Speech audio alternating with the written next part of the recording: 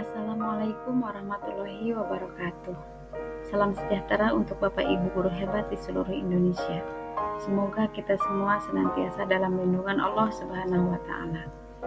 Sebelum ke pemaparan materi presentasi, izinkan saya menyampaikan sebuah nasihat yang dikemukakan oleh Kiai Haji Maimun Zubair yang sering kita kenal dengan sebutan Mbah Mun. Nasihat ini selalu menjadi inspirasi dan semangat bagi saya dalam menjalankan tugas sebagai seorang pendidik. Mbah Mun berkata, yang paling hebat dari seorang guru adalah mendidik, dan rekreasi yang paling indah adalah mengajar. Ketika melihat murid-murid yang menjengkelkan dan melelahkan, terkadang hati teruji kesabarannya. Namun hadirkanlah gambaran bahwa di antara satu dari mereka kelak akan menarik tangan kita menuju surga.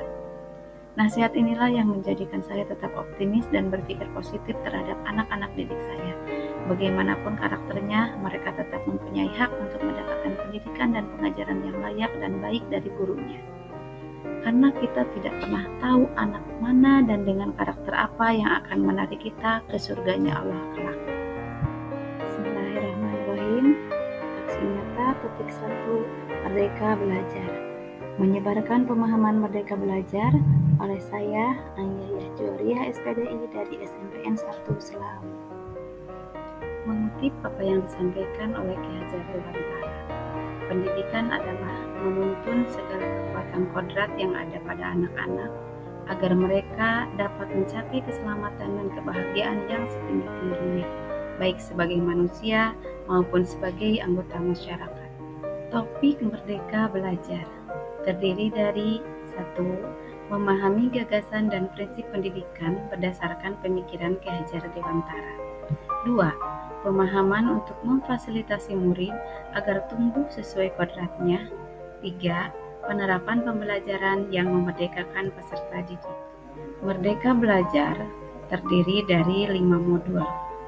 Yang pertama, mengenali dan memahami diri sebagai pendidik.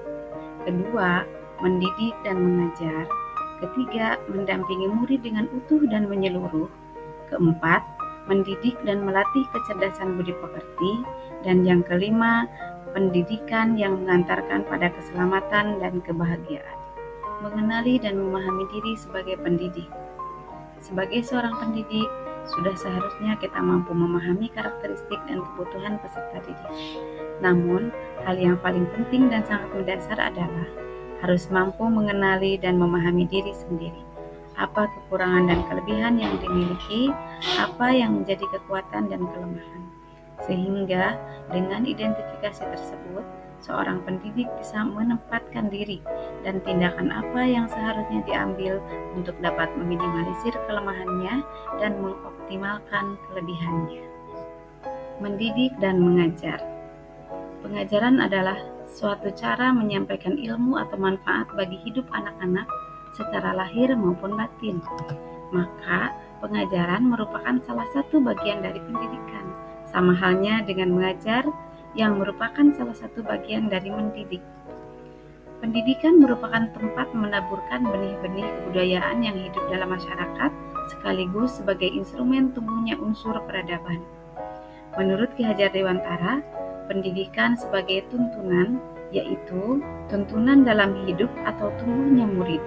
Maka, mendidik adalah menuntun segala kodrat yang ada pada murid, agar mereka dapat mencapai keselamatan dan kebahagiaan yang setinggi-tingginya, baik sebagai manusia maupun sebagai anggota masyarakat. Konsep sistem pendidikan humanis dan transformatif yang dikemukakan oleh Ki Hajar Dewantara. Ki Hajar Dewantara mengambil sebuah istilah yang disebut dengan among, di mana di dalamnya ada istilah ingarso sungtulodo, yaitu guru menjadi contoh yang baik atau teladan. Yang kedua, ingmajo mangun parso, guru memberi semangat kepada murid. Yang ketiga, tuturi handayani, yaitu guru memberikan dorongan. Dengan sistem amung ini diharapkan nantinya akan menghasilkan individu yang merdeka dan dapat menjaga perdamaian dunia. Ki Hajar Dewantara menyebutkan, manusia merdeka adalah manusia yang dapat bersandar atas kekuatan lahir dan batinnya sendiri dan tidak bergantung kepada orang lain. Modul selanjutnya adalah mendampingi murid dengan utuh dan menyeluruh. Sebagai seorang pendidik, untuk dapat mendampingi murid dengan utuh dan menyeluruh, kita harus memahami kodrat yang ada pada anak didik kita. Kodrat itu adalah kodrat keadaan. Kodrat keadaan merupakan bagian yang tidak terpisahkan dari dasar pendidikan murid. Kodrat keadaan terdiri dari dua hal, yaitu kodrat alam dan kodrat zaman. Menurut Ki Hajar Dewantara, segala perubahan yang terjadi pada murid dihubungkan dengan kodrat keadaan, baik alam ataupun zaman. Kodrat alam merupakan dasar dari pendidikan murid yang berkaitan dengan sifat dan bentuk lingkungan di mana murid tinggal. Guru hendaknya mengajar sesuai dengan kodrat alam murid atau kontekstual. Sedangkan kodrat zaman adalah dasar pendidikan murid yang berhubungan dengan isi dan irama. Modul 4 adalah mendidik dan melatih kecerdasan budi pekerti. Budi pekerti atau watak merupakan hasil dari bersatunya gerak pikiran, perasaan, dan kehendak atau kemauan, sehingga menimbulkan suatu tenaga atau perpaduan antara cipta, kognitif, dan rasa afektif, yang kemudian menghasilkan karsa atau psikomotor.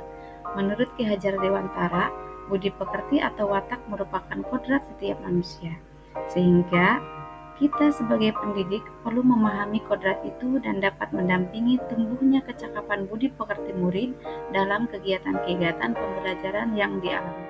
Teori konvergensi yang dikemukakan Ki Hajar Dewantara.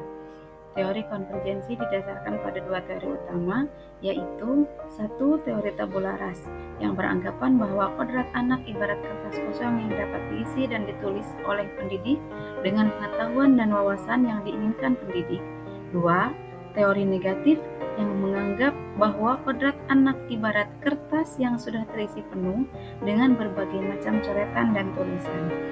Ki Hajar Dewantara memberikan pandangan baru dari kedua teori tersebut dengan menggabungkan teori tabula rasa dan teori negatif menjadi teori konvergensi, yaitu kodrat manusia sebagai suatu kertas yang sudah terisi dengan tulisan-tulisan yang samar dan belum jelas arti dan maksudnya. Maka, tugas pendidikan adalah membantu manusia atau individu untuk menebalkan dan memperjelas arti dan maksud tulisan samar yang ada di kertas tersebut dengan tuntunan terbaik.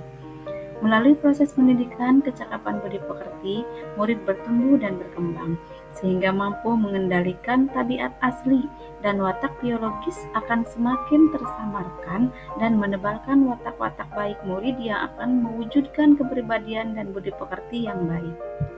Modul kelima, pendidikan yang mengantarkan pada keselamatan dan kebahagiaan. Fungsi pendidikan adalah untuk mengantarkan murid agar siap hidup dan memberikan kepercayaan kepada murid bahwa di masa depan mereka akan mampu mengisi zamannya demi mencapai keselamatan dan kebahagiaan. Fungsi pendidikan akan berjalan sesuai dengan cita-cita Ki Hajar Dewantara jika guru mampu memahami hal-hal berikut. 1. Setiap murid mempunyai kodrat kekuatan atau potensi yang berbeda. Pendidikan hanyalah sebagai tuntunan atau penuntun. 2. Mendidik adalah menuntun murid untuk selamat dan bahagia. 3. Pendidik tidak dapat berkehendak atas kodrat kekuatan atau potensi murid, tetapi pendidik dapat memberikan daya dan upaya maksimal untuk mengembangkan akal budi pekerti murid. Terakhir, pendidik membantu mengantarkan murid untuk merdeka atas dirinya sendiri untuk kehidupan dan penghidupannya, memelihara dan menjaga bangsa dan alamnya. Sekian yang dapat saya sampaikan, semoga bermanfaat. Sampai jumpa di lain kesempatan. Terima kasih. Wassalamualaikum warahmatullahi wabarakatuh.